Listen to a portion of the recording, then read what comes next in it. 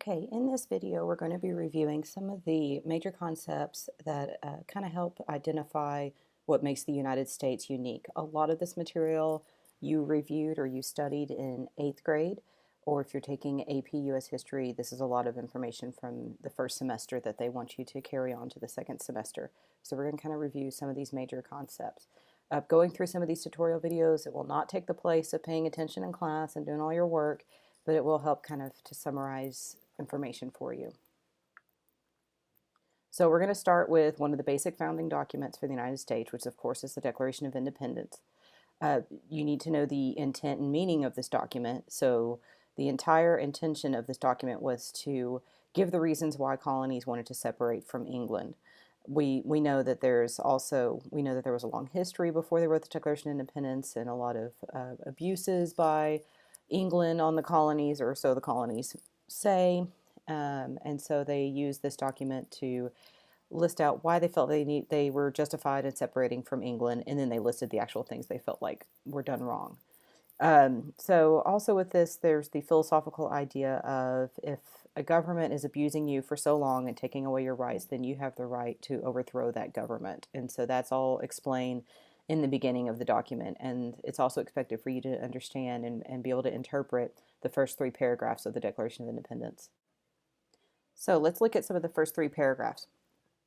So this is the beginning, when in the course of human events becomes necessary for one people to dissolve the political bands which have connected them with another. So basically, we have the right to separate from England. Sometimes that's necessary. To assume the powers of God and of the earth, separate and equal station, which the laws of nature and of nature's God entitle them, a decent respect to the opinions of mankind requires that they should declare the causes which impel them to the separation. So it's saying basically that sometimes you have to break political connections with each other, but you've got to also explain why.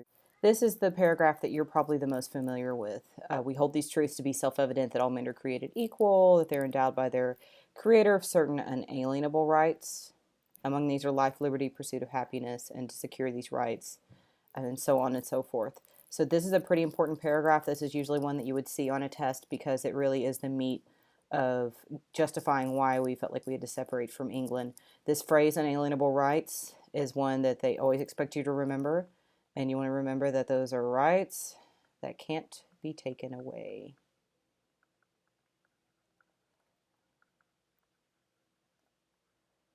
So you want to make sure you always remember the unalienable rights are those rights that can't be taken away. And so they go on to explain that we need to be able to separate whenever our rights are being abused. In the 3rd paragraph, it goes on to discuss to give more justification for why we need to separate, and talks about, and this is the part I always like, when they talk about a history of repeated injuries and usurpations, and they have establishment of absolute tyranny, and so talking about these repeated injuries and usurpations and abuses by the king and by England, and how if they're going to keep doing that, it's our right and duty to throw off that government and to come up with a new government. So that's kind of your big gist of the Declaration of Independence. Some of your people that might show up with founding documents, some of the founding fathers are major signers of the Declaration of Independence, such as John Hancock, John Witherspoon, Benjamin Rush, and Charles Carroll. Usually if you see their name, they're going to be associated with the Declaration of Independence. Other major Americans during the Revolutionary War era, John Peter Muhlenberg, who was very important with the revolution, and he was originally a minister and had this moment where he took off his minister robes and had on a continental uniform and wanted to encourage others to come and join the cause for the colonies. And so he was always kind of that character of, everyday person going and fighting for the cause.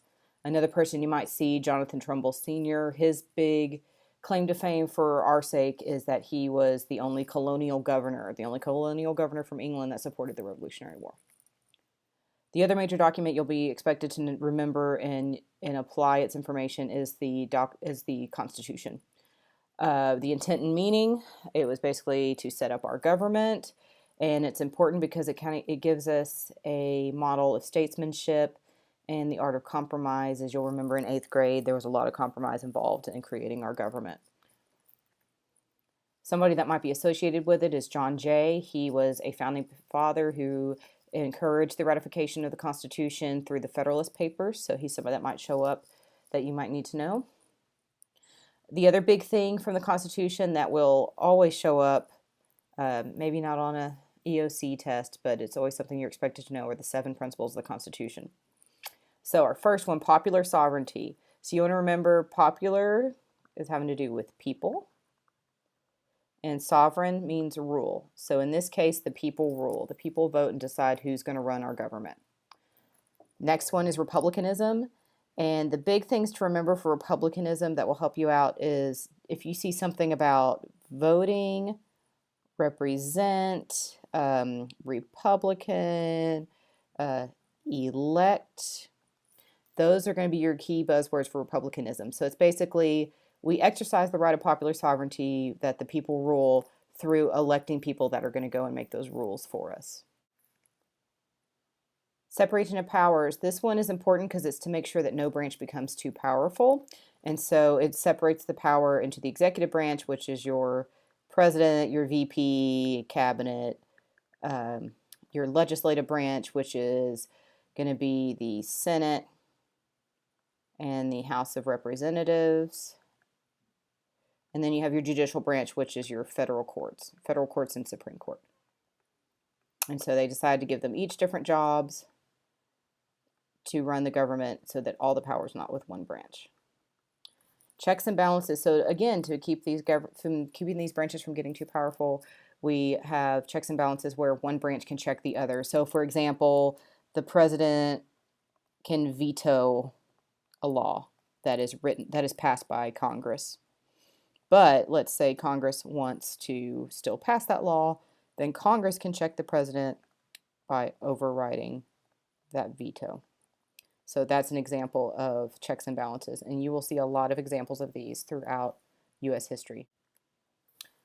Federalism, this is one that tends to be difficult to understand or to remember, and this is the whole idea that powers are shared between the state and national government. So for example, if I was going to make a big Venn diagram, I know that's not very big, certain things, there are certain powers that only the state government can control, such as laws about marriage.